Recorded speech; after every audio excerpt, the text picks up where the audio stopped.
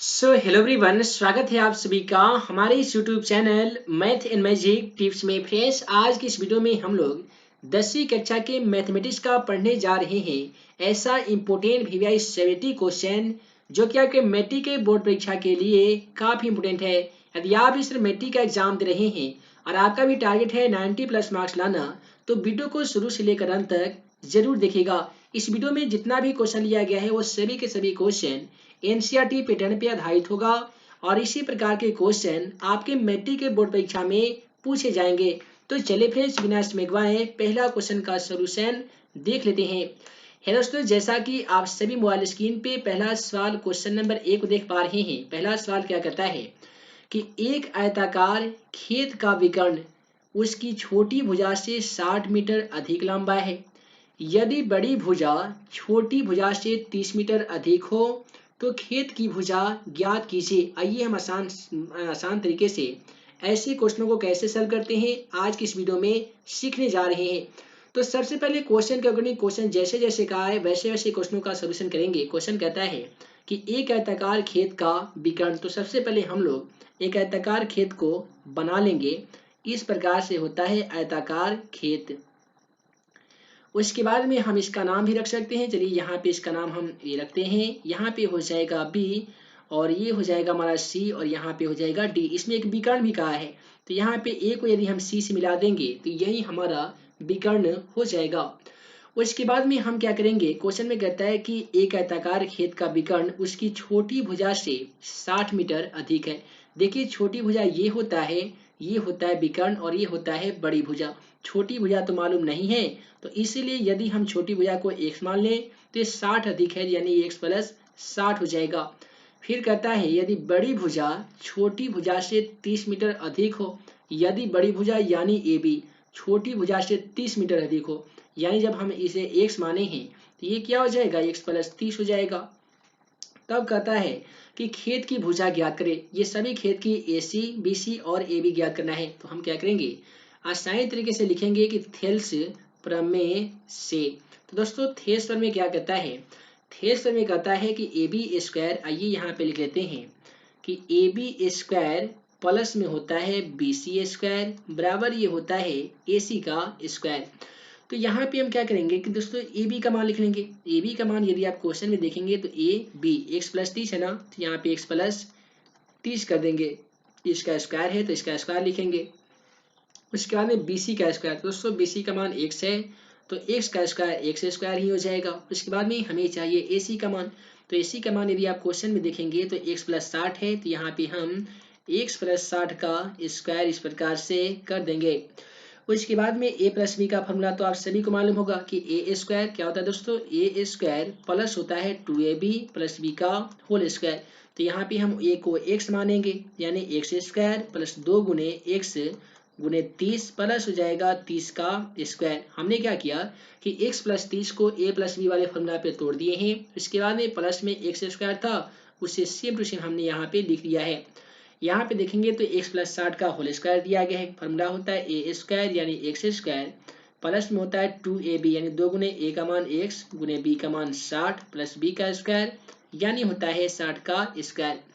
अब यहाँ पे हम लोग क्या करेंगे, देखिए x का स्क्वायर सेम टू सेम लिखेंगे प्लस 30 में यदि आप 2 से ना करते हैं तो 30 दूनी 60 x हो जाएगा।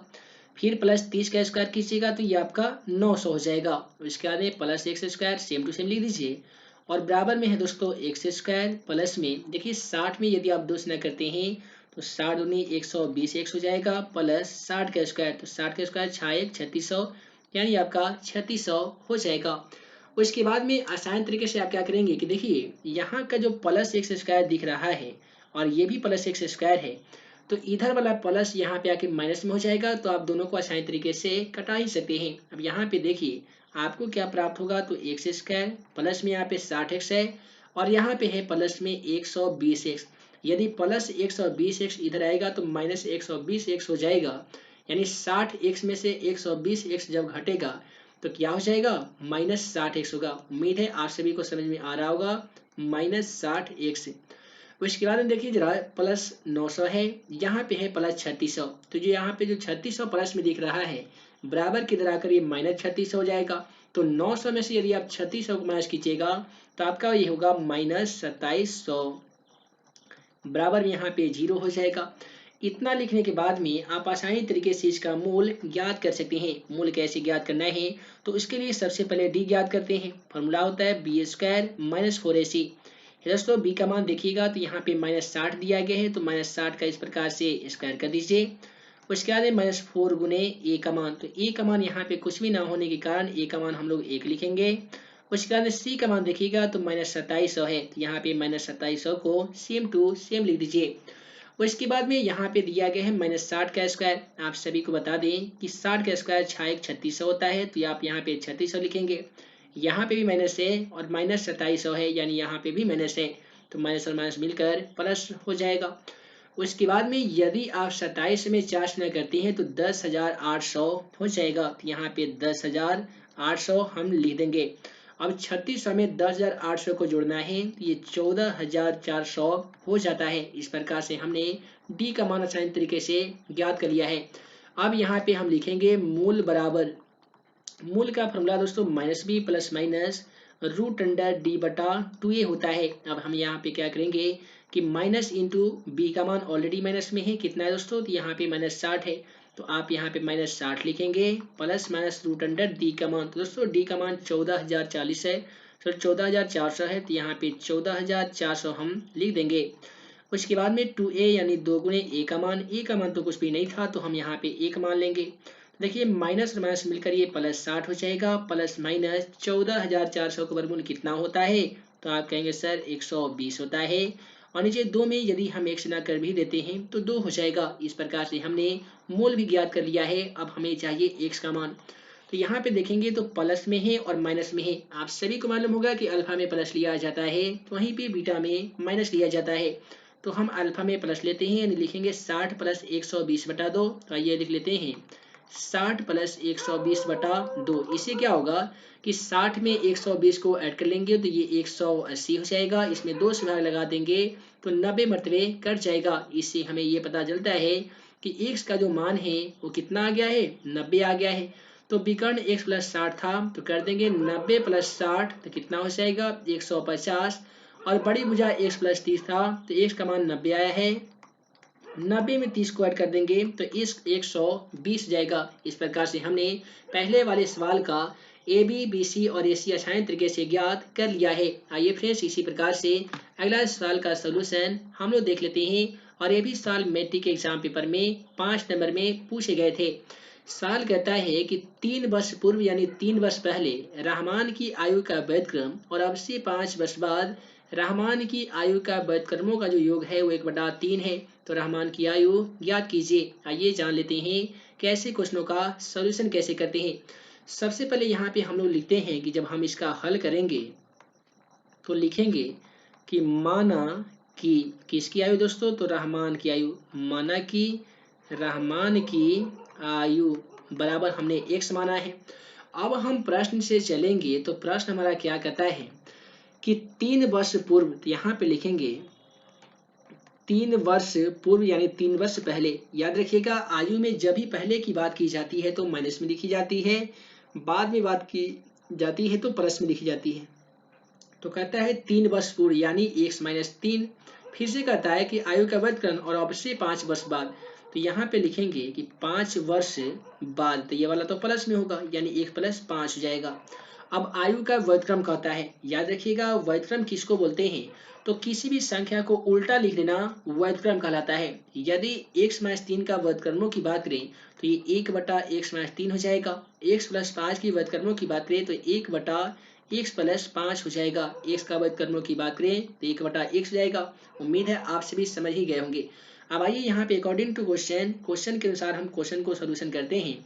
तो कहता है कि 3 वर्ष पूर्व रहमान की आयु का व्यतक्रम, तो 3 वर्ष पूर्व रहमान की आयु का व्यतक्रम कैसे लिखेंगे, 1/x - 3। आइए यहाँ पे लिख लेते हैं 1/x - 3। उसके बाद में कहता है 5 वर्ष बाद आयु का व्यतक्रम, तो 5 वर्ष बाद आयु का व्यतक्रम क्या होगा, तो 1/x + 5 जाएगा का योग यानी जोड़ कितना के बराबर है, तो 1/3 के बराबर है। यदि आप इतना समझ गए होंगे तो आसानी तरीके से ऐसे क्वेश्चनों को आप सॉल्व कर सकते हैं। उसके बाद में सिंपली आप सभी को क्या करना है कि इसका एलसीएम लेना है, चाहे तो आप इसमें मल्टीप्लिकेशन भी कर सकते हैं। आइए सबसे पहले एलसीएम ले लेते हैं और बट्टा का जोड़ बनाते हैं। यहाँ पे x माइनस 3 है तो आप x माइनस 3 लिखिएगा। यहाँ पे है x प्लस 5 तो x प्लस 5 रहने दीजिए। ऐसे बट्टा का जोड़ को हम लोग क्रॉस मल्टीप्लिकेशन से बनाते हैं। x प्लस 5 में x 1 से गुना कीजिएगा तो x प्लस 5 हो जाएगा। तो इसके बाद में यदि x माइनस 3 में 1 से गुना कीजिएगा तो x माइनस 3 ही होगा। उसके बाद में 1/3 को 1/3 रहने दीजिए। अब यहाँ पे देखिए x में x को जोड़िएगा तो कितना होगा, तो आप कहेंगे सर 2x हो जाएगा, प्लस 3 है और प्लस 5 है और माइनस 3 है। यदि आप प्लस 5 और माइनस 3 खींचिएगा तो आपका प्लस 2 होगा, क्योंकि 5 में से 3 घटेगा तो ये ना बचेगा। उसके बाद में नीचे हम क्या करेंगे कि x में x से गुना कर देंगे तो ये हमारा x² हो जाएगा। -3 और प्लस 5 मिलकर कितना होता है, तो आप कहेंगे सर प्लस 2 होता है। इसमें x गुना करेंगे तो कितना होगा, 2 होगा। उसके बाद ये -3 में यदि 5 गुना कीजिएगा तो 5 दिया 15, -3 लगने के कारण ये -15 हो जाएगा। यहाँ पे 1/3 है तो इसे हम सेम टू सेम रहने देंगे। अब यहाँ पे क्या करेंगे कि इसमें हमें 3 से गुना करना है और इसमें हमें 1 से गुना करना है। देखिए ये गुना कैसे करते हैं, तो यहाँ पे 2 में यदि आप 3 से गुना करते हैं तो 3 दूनी 6x हो जाएगा, प्लस 3 दूनी 6 हो जाएगा। यहाँ पे था x² प्लस 2x माइनस 15, इसे हम सेम टू सेम लिखेंगे x² प्लस 2x माइनस 15 और बराबर में क्या होगा, तो 0 होगा। अब यहाँ पे हम ऐसे भी लिख सकते हैं कि देखिए ऐसा करते हैं कि 6x प्लस 6 को उधर भेज देते हैं, ठीक है। तो यदि उधर भेजेंगे तो कैसे होगा, तो यहाँ पे हमें सेम टू सेम लिखना होगा कि x² प्लस में 2x और माइनस में है 15। उसके बाद में जो प्लस 6x है तो इधर हो जाएगा -6x, प्लस 6 है तो -6 हो जाएगा, बराबर में बचेगा 0। इसके बाद में सॉल्यूशन कैसे करेंगे, तो देखिए x² को सेम टू सेम लिखेंगे और इसके बाद ये प्लस 2x है और -6x है, तो प्लस 2x और -6x मिलकर कितना होता है, तो प्लस 4x होता है। -15 और -6 मिलकर कितना होता है, तो ये -21 होता है। यहाँ पे -21 लिख देंगे, बराबर में हो जाएगा 0। तो देखिए इसका अभाज्य खंड के माध्यम से इसका सॉल्यूशन कर देते हैं। तो 3 7 21 और 3 में 1 जोड़ेंगे तो 4 भी हो जाएगा। तो इसका हम लोग ऐसे करेंगे x², इसके बाद में कर देते हैं प्लस 3x और माइनस 7x कर देते हैं। 3 में से 7 घटेगा, सॉरी ये गलती हो सकता है, 3 में से 7 घटेगा तो आपका -4 भी आ जाएगा और ये आपका 7 तिरका 21 भी हो जाएगा। उसके बाद में क्या होगा कि हम इसे चेंज भी कर सकते हैं। यहाँ पे यदि हम 7 लिखते हैं और यहाँ पे हम लिखते हैं 3, तो ये 3 से 23 भी हो जाएगा और 7 में से 3 जाएगा तो 4 भी हो जाएगा और -21 को सेम टू सेम। अब देखिए दोनों में कॉमन क्या मिल गया, तो दोनों में कॉमन x मिल गया है, तो हम x प्लस 7 कर सकते हैं। यहाँ से 3 को कॉमन कर लेते हैं तो ये हमारा x प्लस 7 हो जाएगा, ठीक है। माइनस माइनस मिलकर प्लस हो जाएगा। अब क्या होगा कि ये दोनों को हमें एक साथ लिखना होगा, यानी x माइनस 3 को एक साथ लिखेंगे, ये x प्लस 7 को एक साथ लिख देंगे। इससे क्या होगा कि x माइनस 3 बराबर 0 तो x बराबर प्लस 3 हो जाएगा, x प्लस 3 बराबर 0 तो x बराबर -7 हो जाएगा, ठीक है। तो हालांकि माइनस में उम्र नहीं लिखा जाता है, इसलिए आपको प्लस में लिखना होगा। यदि आप प्लस में लिखेंगे तो x का जो मान आया है वो 7 आया है। आप नीचे लिख दीजिएगा, अतः रहमान की आयु बराबर 7 आंसर।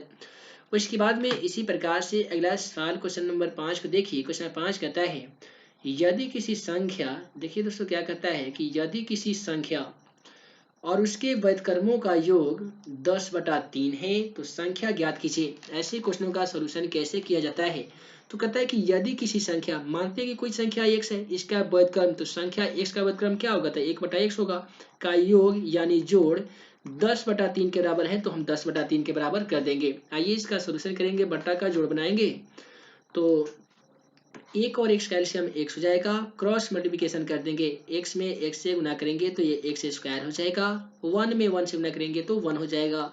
10/3 को सेम टू सेम लिखिए और इसका क्रॉस मल्टीप्लिकेशन कर दीजिए। इसका क्रॉस मल्टीप्लिकेशन कैसे करेंगे, 3 में x² से गुना करेंगे तो 3x² हो जाएगा, 3 में 1 से गुना करेंगे तो 3 हो जाएगा, 10 में 1 से गुना करेंगे तो 10x हो जाएगा। अब यहाँ पे देखिए कि 3x², ये जो प्लस 10x दिख रहा है बराबर के लगाकर -10x हो जाएगा, प्लस 3 का प्लस 3 बराबर में 0। उसके बाद में हम क्या करेंगे, इसका गुणनखंड करेंगे और आसान तरीके से इसका सॉल्यूशन करेंगे। गुणनखंड कैसे करना है, तो सबसे पहले d निकाल लेते हैं, B square minus 4ac। B का मान दोस्तों 10 है जो कि माइनस में है, तो बी का स्क्वायर माइनस 4 गुने ए का मान 3 है, सी का मान भी 3 है। 10 का स्क्वायर 100 हो जाएगा, 4 तिया 12, 12 तिया 36 हो जाएगा। 100 में से 36 हटाइएगा तो 64 हो जाएगा, जो कि आपका डी का मान आ गया है। अब हमें ज्ञात करना है मूल, और मूल ज्ञात करने का जो आसान फॉर्मूला होता है वो minus b plus minus root under d बटा 2a होता है। उसके बाद में हम क्या करेंगे कि देखिए माइनस बी का मान, बी का मान यदि आप क्वेश्चन के अकॉर्डिंग चलिएगा तो बी का मान -10 है, तो यहाँ फॉर्मूला में माइनस है और आपका भी माइनस है, तो माइनस माइनस को प्लस हो जाएगा। इससे आप सिंपल 10 लिख सकते हैं। Plus minus root under d का मान, डी का मान हमने ज्ञात किया 64, तो 64 लिखेंगे बटा 2 गुने ए का मान। तो दोस्तों ए का मान क्वेश्चन के अकॉर्डिंग 3 है, तो आप यहाँ पे 3 लिखेंगे। 10 को 10 लिखिए, plus minus same to same लिखने दीजिए। अब 64 का वर्गमूल कितना होता है, तो 8 × 64 यानी 8 होता है। 3 में दूसरा करते हैं तो 6 होता है। इसका सोल्यूशन तो हम लोग यहाँ पे कर ही लिए हैं, यहाँ तक लिख। उसके बाद में अब यहाँ से क्या करेंगे कि ए और बी का मान ज्ञात करेंगे, अर्थात अल्फा प्लस बीटा का मान ज्ञात करेंगे। अल्फा का मान कैसे ज्ञात किया जाता है, तो अल्फा में होता है प्लस, यानी लिखेंगे 10 + 8 बटा 6। 10 और 8 होता है 18, और इसमें यदि 6 से भाग लगा देते हैं तो 3 × 6 = 18, 3 मरतबे कट जाएगा। उसके बाद में यदि आप बीटा ज्ञात करते हैं तो लिखना होगा 10 - 8 बटा 6, 10 में से 8 घटाई दीजिएगा तो 2 हो जाएगा, 2 बटा 3 कट के आपका 1 बटा 3 हो जाएगा। अब आप ही बताइए, कोई संख्या 3 आया है तो उसका व्यतक्रम जाहिर सी बात 1 बटा 3 होगा। तो इस प्रकार से दिए गए क्वेश्चनों का आसानी तरीके से सोल्यूशन हम लोग कर लिए हैं। उम्मीद है आज का ये वीडियो आप सभी को पसंद आया हो। पसंद आया हो तो वीडियो को लाइक करें, अपने दोस्तों के साथ शेयर करें। ऐसे ही नए नए वीडियो पाने के लिए आप हमारे YouTube channel math in magic tips को सब्सक्राइब करना बिल्कुल ना भूलिएगा। तो हे दोस्तों, हम जल्द मिलेंगे 10वीं कक्षा के ऐसे ही इंपोर्टेंट क्वेश्चन के अगले वीडियो एपिसोड में। तब तक के लिए आप सभी को वीडियो देखने के लिए बहुत बहुत धन्यवाद।